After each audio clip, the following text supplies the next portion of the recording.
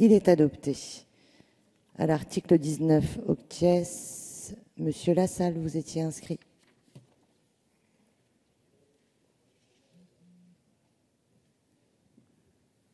Merci beaucoup, Madame la Présidente, Monsieur le Ministre, Monsieur le rapporteur, mes chers collègues.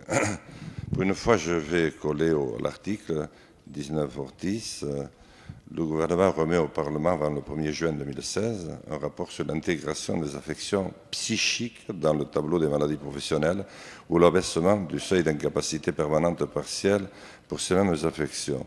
Je trouve dans ma permanence de plus en plus de personnes atteintes de maladies au nom aussi barbare que les dégâts qu'ils occasionnent chez les personnes qui les contactent. Par exemple, j'entends de plus en plus parler de maladies de Bouguereau et Crunch, de polyarthrite rhumatoïde, de lupus, de fibromyalgie, de l'ostéo post-dentaire. Enfin, vous voyez, des maladies au nom exotique, mais qui comportent pour ceux qui les contactent de très graves difficultés. Et une des difficultés, c'est de faire reconnaître ces maladies. Et souvent, cela prend beaucoup de temps. Nombreux, c'est souvent d'ailleurs chez des femmes qu'on trouve ce type de pathologie. Souvent, il faut qu'elles aillent devant le tribunal pour faire reconnaître leur maladie et le niveau de prise en charge, la durée de leur prise en charge de leur maladie pour une éventuelle pension est très très long. Alors je me demande, Monsieur le Ministre, si on ne pourrait pas profiter de l'intégration de ces affections psychiques pour essayer d'accélérer le processus de prise en compte de la maladie de ces personnes qui sont réellement très, très handicapées et qui d'ailleurs ne peuvent plus travailler, qui ont souvent leur vie de couple très altérée, qui sont complètement changées dans leur vie en l'espace de quelques mois. Merci. Des amendements de suppression de l'article. Le 37, Monsieur Tardy.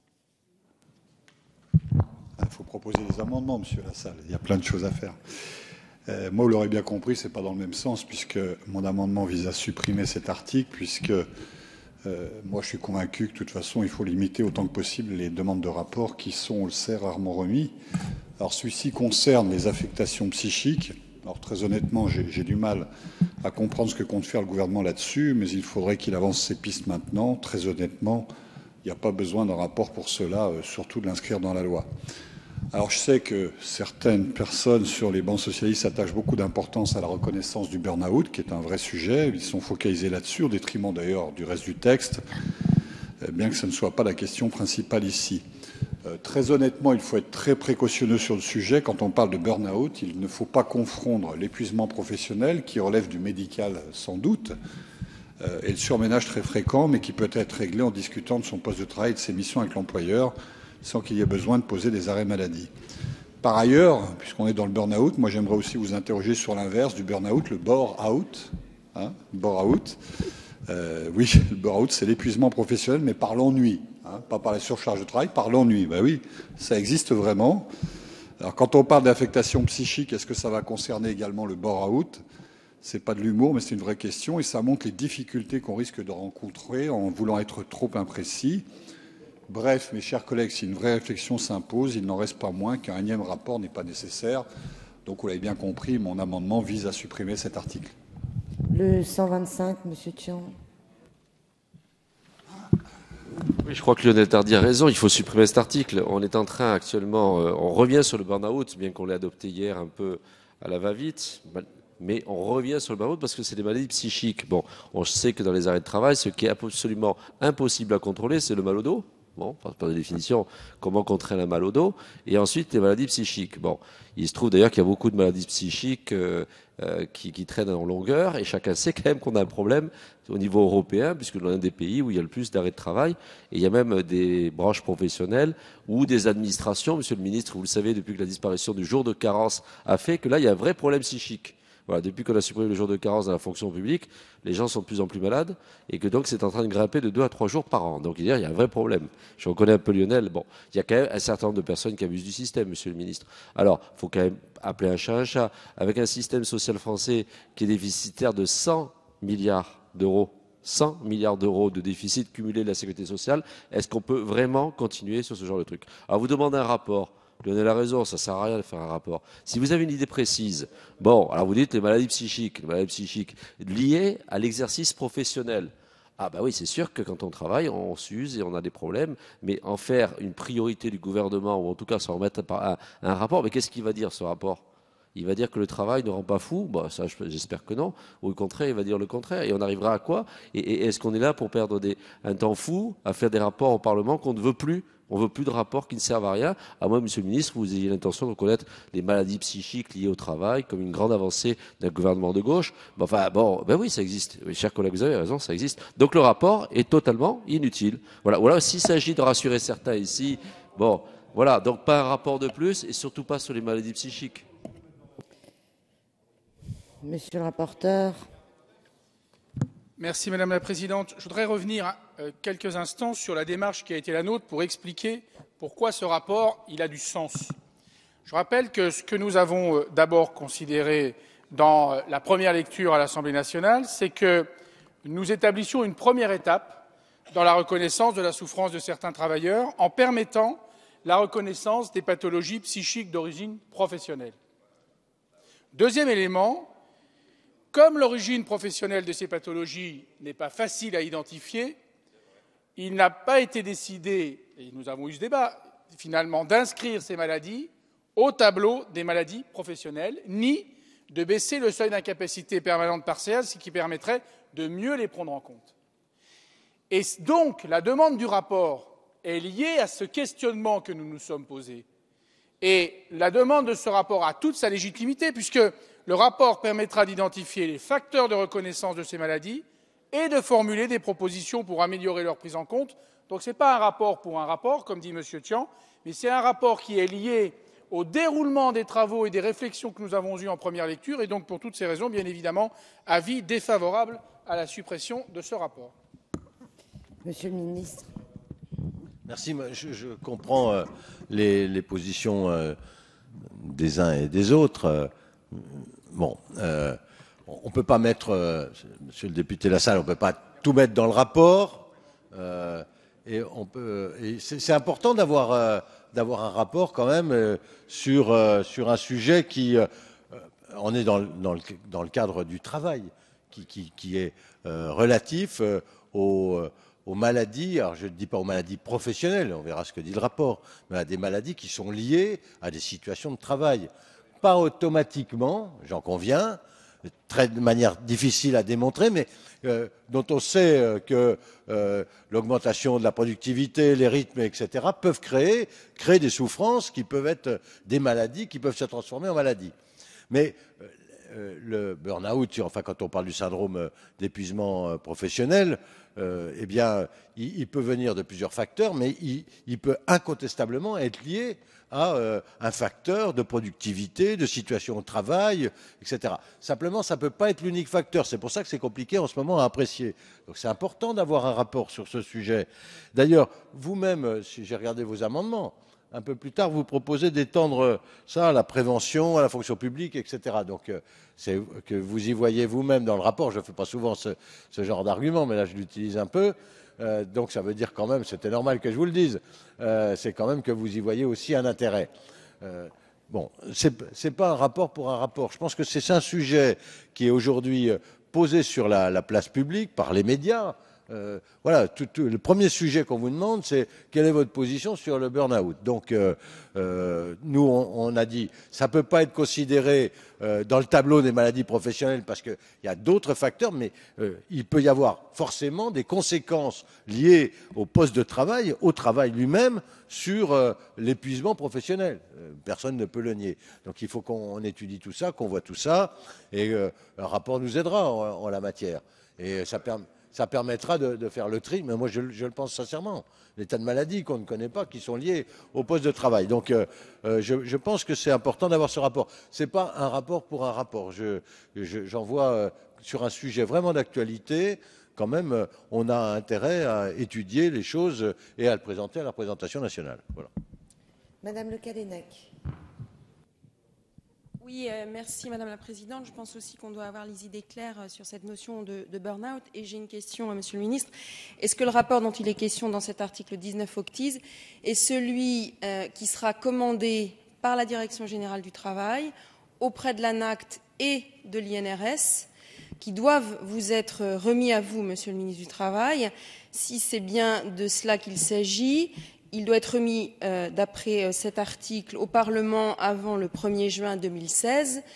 Donc, question de calendrier, à quel moment vous sera-t-il remis à vous? Je vous remercie.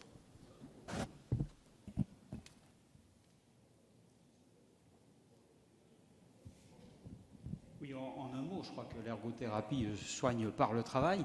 Vous venez de faire la démonstration en indiquant qu'il y a des abus, qu'il faut effectivement un rapport et une réflexion sur le sujet. Si vous dites qu'il y a abus, c'est que vous reconnaissez que le burn-out effectivement existe, mais qu'il est mal défini. Donc je crois qu'on est tout à fait dans notre droit de demander un rapport.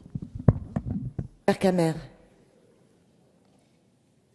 Oui, dans ce débat, on est quand même à discussion inversée, Monsieur le Ministre.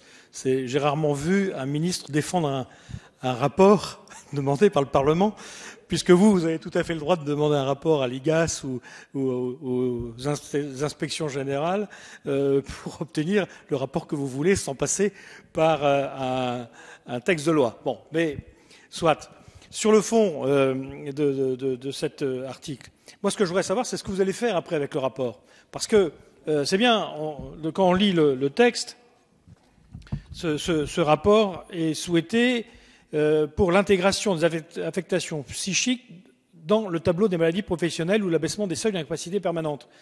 Est-ce que derrière, vous allez lancer une conférence sociale pour en débattre avec les partenaires sociaux? Est-ce que vous allez vous-même décider d'intégrer par décret ces éléments que vous aurez? Est-ce que vous allez revenir vers nous au Parlement pour en débattre? Enfin, c'est quand même un sujet quand même important parce que c'est quand même quelque chose qui risque de coûter extrêmement cher à la sécurité sociale en général, à la maladie professionnelle en particulier. Et donc, il me paraît important quand même de savoir ce que va devenir ce rapport que vous appelez de vos vœux, si j'ai bien compris votre souhait au micro, parce que c'est quand même ce que vous avez évoqué. Vous avez porté vous-même le rapport, c'est pour ça que ça m'étonnait, parce qu'un ministre n'est pas obligé de le porter, il peut le demander tout bêtement. Mais comme vous avez insisté, je pense que pour vous c'est important et je voudrais savoir ce que vous allez faire avec. Monsieur le ministre. C'est pas moi qui ai demandé le rapport, c'est le Parlement. Donc c'est un député qui a demandé le rapport. J'ai trouvé que c'était une démarche intéressante. J'en justifiais l'inscription dans la loi. Au départ, il n'y avait pas de démarche du ministère de demander un rapport sur ce sujet. Mais le débat parlementaire nous enrichit les uns les autres. Et donc, moi, j'entends ce qui est dit. Et donc, je considère, mais il y a eu beaucoup de... le Conseil d'orientation des conditions de travail a débattu longuement de ce sujet. Il y a même un groupe de travail spécialisé qui réfléchit à ce sujet. Les conclusions, pour le moment, elles sont... oui, ça a forcément, les conditions de travail ont forcément ou peuvent avoir forcément des conséquences sur l'impact psychique, un impact psychique sur la santé des gens. Mais à quel niveau, comment, tout ça reste à préciser. Un rapport nous demande, le Parlement nous demande un rapport sur le sujet. On l'inscrit dans la loi. Alors après, je défends bien sûr le fait qu'on l'inscrive dans la loi, sinon je n'aurais pas inscrit dans la loi. C'est tout ce que je veux vous dire. Bien, je mets aux voix ces amendements de suppression. Qui est pour? Qui est contre? N'est pas adopté. Le 259, Monsieur Tian. Pour prolonger un petit peu le débat, si on est fatigué, si on a burn-out, si on a... Bon, on se met en maladie. Et puis c'est tout. Et puis on est traité par un médecin. Et tant qu'on va pas mieux, on est soigné. Et c'est comme ça que ça fonctionne. Actuellement, bien sûr qu'on peut faire reconnaître un burn-out comme une maladie professionnelle. Mais à ce moment-là, c'est la Caisse primaire d'assurance maladie qui prendra la décision après une réunion d'experts. Nous, ce qui nous fait très peur, et je crois que ça a été bien dit par les uns et les autres, c'est que ça serait l'activité professionnelle qui aurait en quelque sorte induit cette situation et qui ferait que ça serait une maladie professionnelle. Ce n'est pas un arrêt de travail pour épuisement, c'est devient une maladie professionnelle. Monsieur le ministre, vous ouvrez une porte extraordinaire. À partir du moment où quelqu'un sera reconnu comme ayant une maladie professionnelle parce qu'il était dans l'informatique à tel endroit, les autres pourront bien sûr dire que comme ils subissent la même charge de travail, le bureau d'à côté, les mêmes conditions de travail depuis autant de temps, il n'y a pas aucune raison qu'on ne leur reconnaisse pas ce burn-out qui peut arriver subitement, parce que le burn-out, ça arrive subitement. Voilà, enfin a priori. Donc ça veut dire qu'on va en quelque sorte créer une jurisprudence qui fait que très franchement, tout le monde pourra dire, après tout, j'ai aussi droit à mon burn-out. Monsieur le rapporteur. Bien, je reviens à l'amendement de M. Thiam pour repréciser les choses. L'amendement de M. Thiam prévoit ni plus ni moins que d'introduire des mesures de prévention dans le rapport. Il se trouve que ces mesures de prévention ont déjà été prises en compte, et d'ailleurs vous le mentionnez dans votre propre exposé des motifs. Elles ont été prises en compte d'abord par les partenaires sociaux qui ont souhaité, en effet, comme vous le précisez, que la prévention en matière de santé et de sécurité au travail soit la priorité absolue du troisième plan de santé au travail. Et sur cette question-là du burn-out, la Direction générale du travail, l'INRS et l'ANACT ont publié en mars 2015 un guide d'aide à la prévention pour prévenir le syndrome d'épuisement professionnel. Je ne vois pas ce qu'un nouveau rapport sur la prévention viendrait donner de plus. Ce serait même redondant par rapport à ces travaux, donc avis défavorable. Monsieur le ministre. Position. Je mets aux voix cet amendement qui est pour, qui est contre. Il n'est pas adopté. Des amendements identiques, le 222, monsieur Cherpion.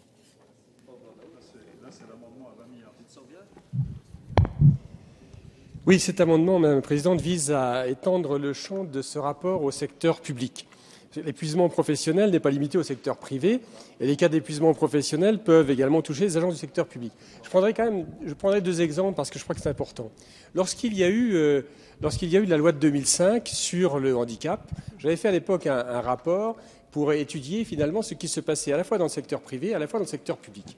Et on s'est vite rendu compte que dans le secteur public, l'application de la loi de 2005 avait eu des conséquences qui étaient nettement moins rapides et nettement moins favorables que dans le secteur privé. Donc je pense qu'il est important que nous ayons finalement, par équité, le même traitement dans le secteur public. Je prendrai un exemple récent, Monsieur le Ministre.